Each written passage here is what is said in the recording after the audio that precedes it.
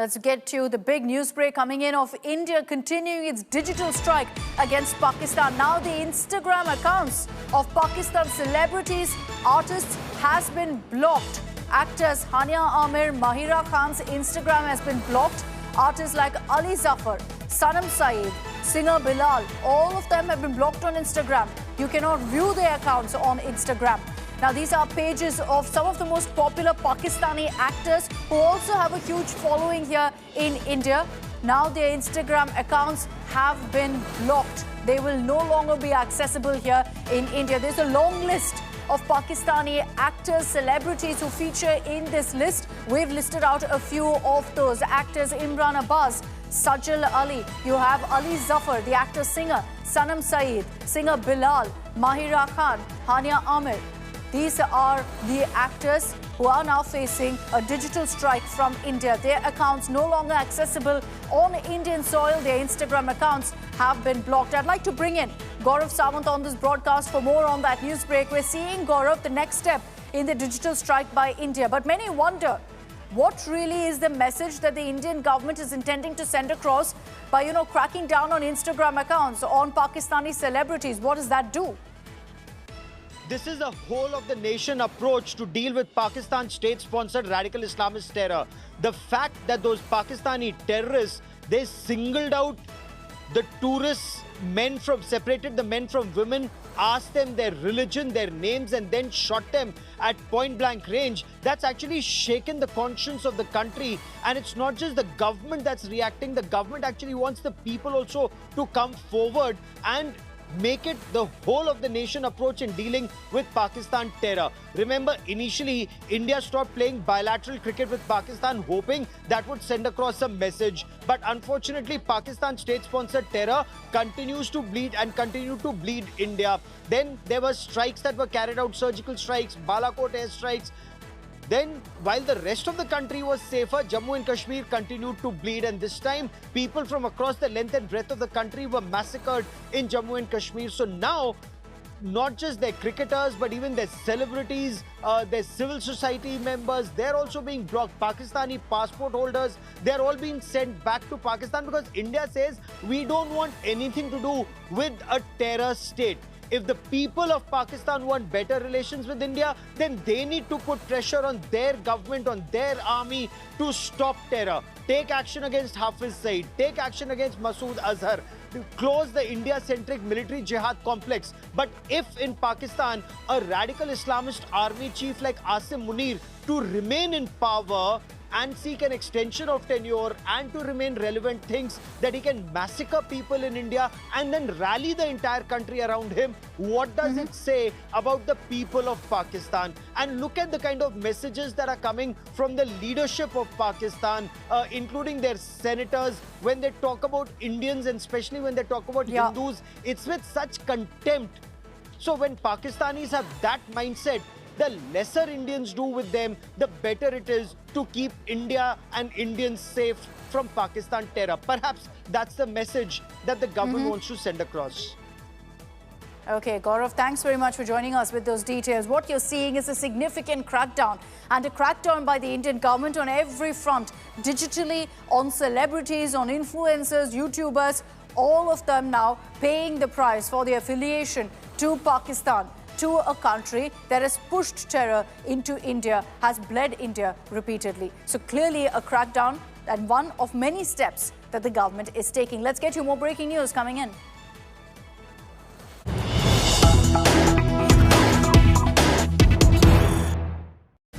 And the non-stop security huddles continue.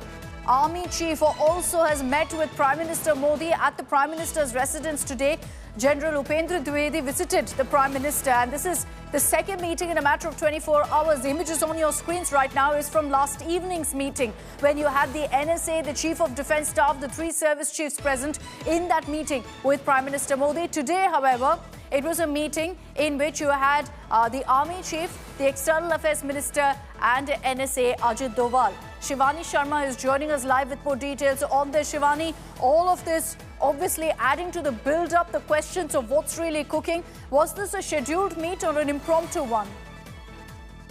Akshita, the government is weighing option for the tactical operations that are still underway and still to be done. And we've seen how Defense Minister had been meeting Prime Minister for past 2 days. Today, again, there was a CCS. And in the evening, we've seen that how NSA, the External Affairs Minister and the Army Chief were once again at PM's residence for a huddle.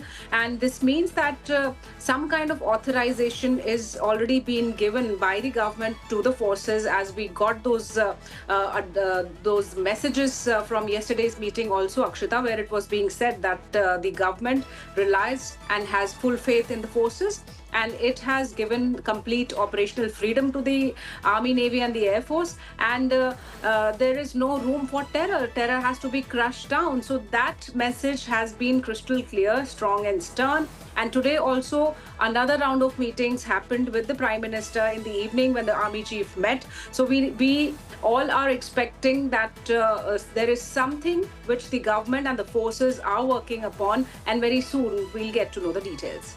Okay, Shivani, thanks very much for joining us with those details. For obvious reasons, all of these meetings, these non-stop huddles taking place with the service chiefs also in attendance is only leading to more speculation that something is in the offing, something is about to happen. But when will it happen, in what manner, how, all that only the men, the gentlemen that you see in that video there perhaps have the answers to. And very soon, we're hoping to get those details as well. All right, more breaking news that's coming in right now. Let's cut across, straight across.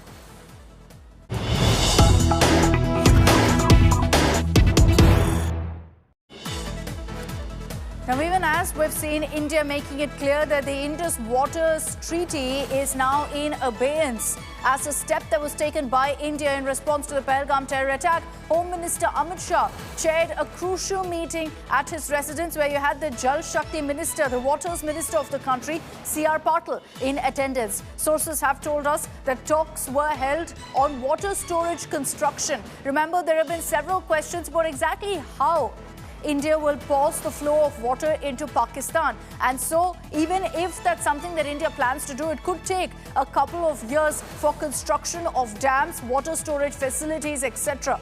Now, we're hearing that that's exactly what was discussed in this huddle. Sources telling us that talks on Rajasthan, Punjab, Haryana's water use was also brought up. Along the course of the Indus Waters Treaty being put in abeyance, what's also been put in the spotlight is the fact that as a result of this treaty, India's water storage levels are abysmally low, and you compare that to Pakistan, which has much higher water storage levels. That's now in the spotlight, and it looks like the government has decided to do something about that too, which is why there is a conversation right now within the government, which the Home Minister himself is personally looking into to figure out exactly how to boost up water levels right now, make the most of the Indus Waters Treaty being in abeyance.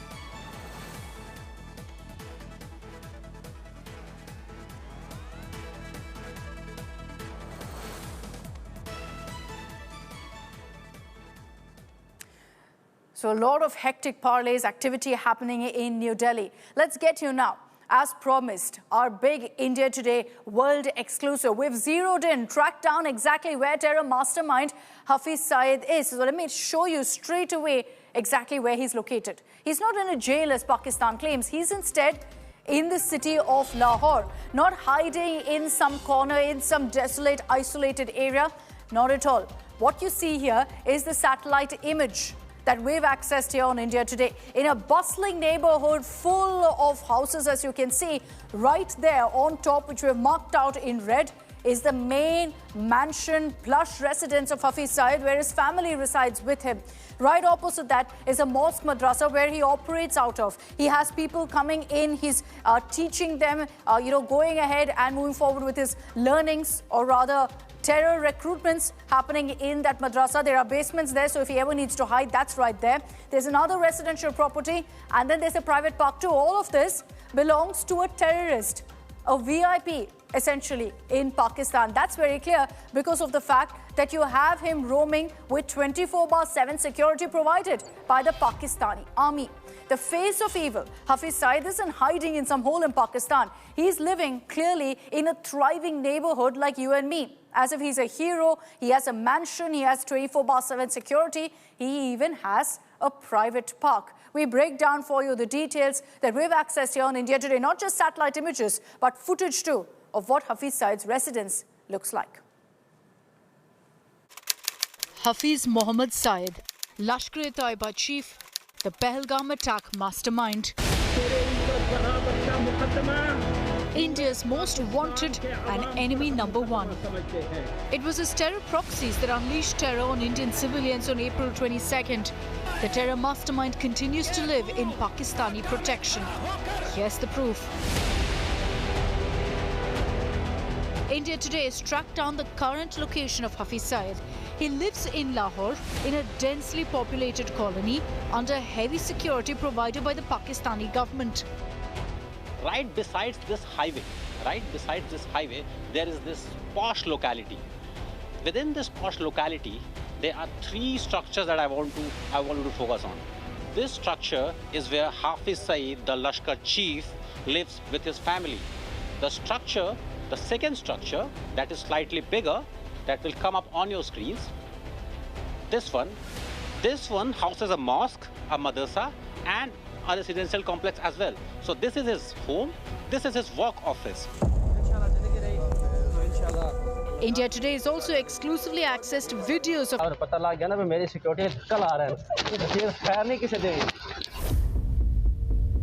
satellite pictures and video footage exclusively accessed by India Today show how India's most wanted terrorist hides under plain sight. Globally designated terrorist leader living among common people in the middle of a Pakistani city. With Arvind Oja and Ankit Kumar, Bureau Report, India Today. Okay, let's bring in Ankit Kumar, editor of our open source intelligence team, and also we have Arvind Oja joining us live from Srinagar, both of whom got us this investigative report, this world exclusive. Ankit, I'd like to begin with you. If you could just explain to us, how did you actually track down and zero in on Hafiz Saeed's location? Hafiz Saeed living in Lahore was no secret. If you see our investigation, there are two elements to it.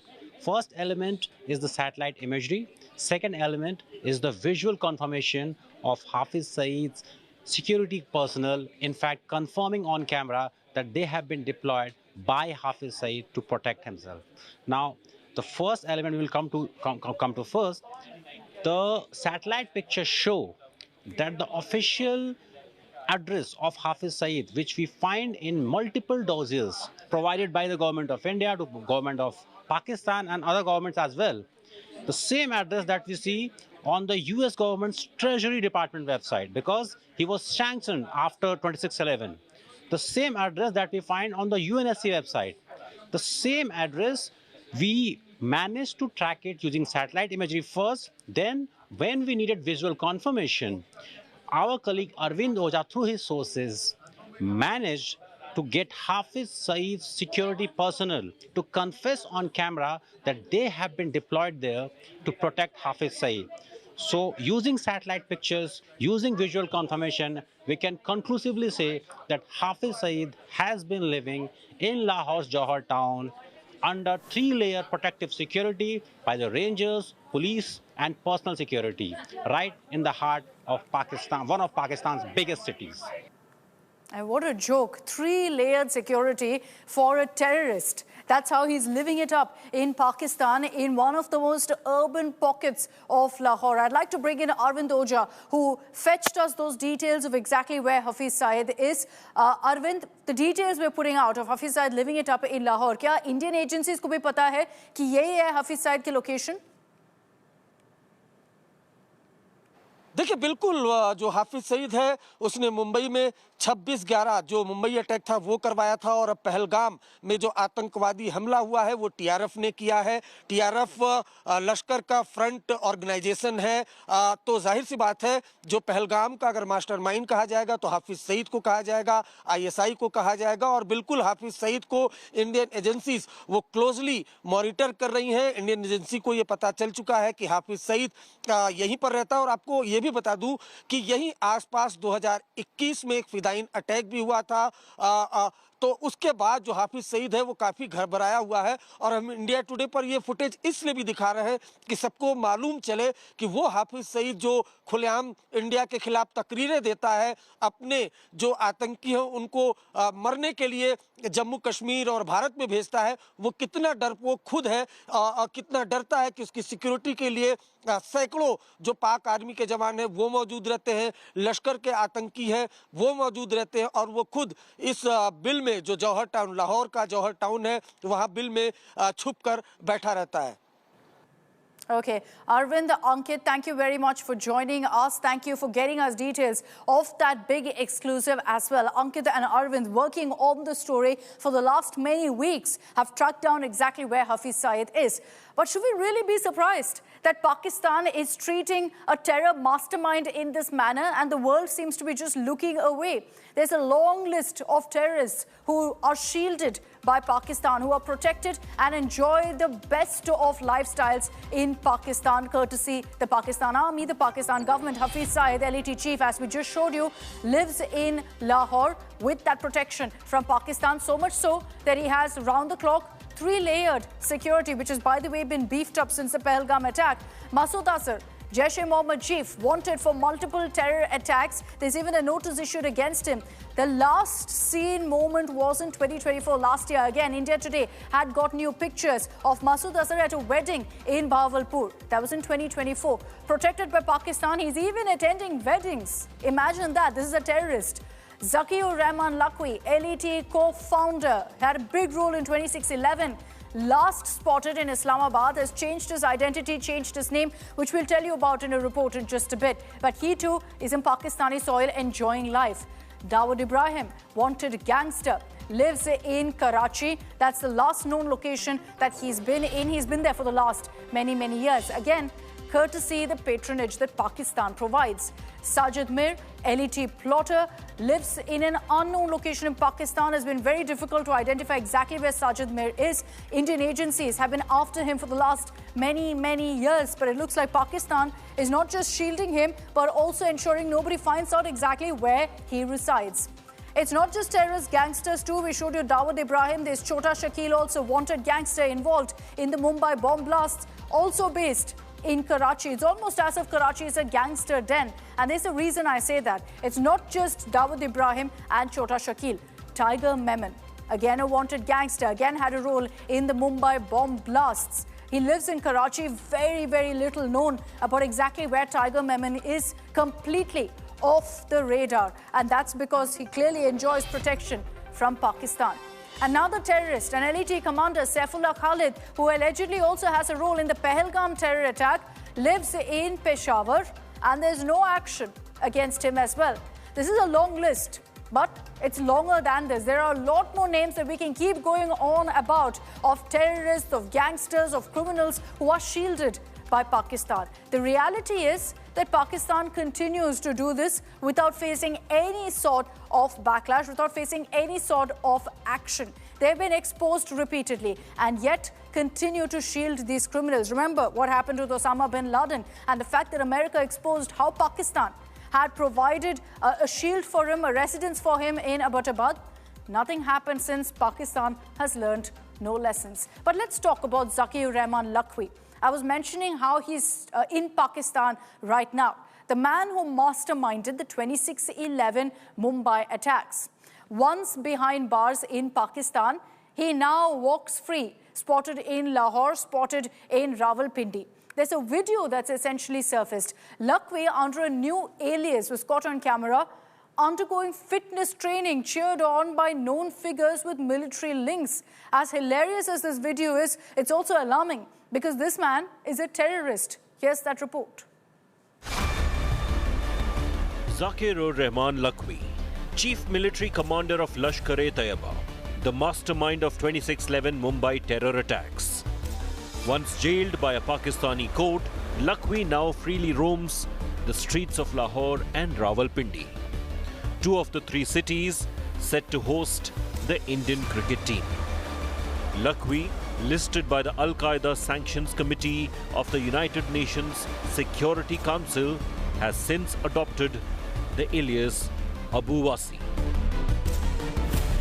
A recent video circulated on social media shows a bearded man participating in a supervised fitness test, with claims suggesting it was Lakhvi himself. The India Today open source investigation team confirmed the identity using 3 facial recognition programs, verifying that the man in the footage was indeed the wanted terrorist. Also present in the footage was Dr. Saeed Harris, who describes himself as an Islamic scholar and is frequently featured in videos discussing religious and humanitarian values. The trainer supervising was identified as Saeed Muhammad, who boasts the title of former Mr. Pakistan on his social media. Both Saeed and Harris were seen cheering for Lakhvi during the exercise in the video first circulated by pro-LET account. When contacted, Muhammad claimed he was unaware of the identity of the individual undergoing the fitness test, referring to it as a family event from the early days of COVID. However, this assertion proved false. In the video, Muhammad can be heard cheering. आप 60 plus में आप 210 repetition जो high intensity exercises के with a very good weight, जो एक अच्छा खासा उसमें हमने वेट कैटेगरीज रखे थे, उसमें हमने वेट जो सिलेक्ट किए थे, ट्रेनिंग वेट्स की मैं बात कर रहा हूँ, उसमें 210 रिपीटिशन को 18 से 19 मिनट में कंप्लीट करना एक 63 ईयर ओल्ड पर्सन के लिए, मेरे हिस्ट्री में जहाँ तक मैंने फिटनेस के कॉम्पिटिशन्स मुनक्किद कराए हैं, तो किसी ने यानी इतना हाई मतलब यानी शॉर्टेस्ट टाइम में इतने सारे रिपीटिशन कंप्लीट नहीं किया। तो According to official records, Lakhvi was born on December 30th, 1960, making him 63-year-old in 2024, and not during early COVID days as he claimed. Both Muhammad and Harris have shared photos on their social media that appear to show them interacting with Pakistani military officials. Months after the 26/11 Mumbai attacks, the UNSC's ISIL and Al-Qaeda Sanctions Committee added Lakhvi to its list. The US, India and various European nations have sanctioned him for his terrorist activities.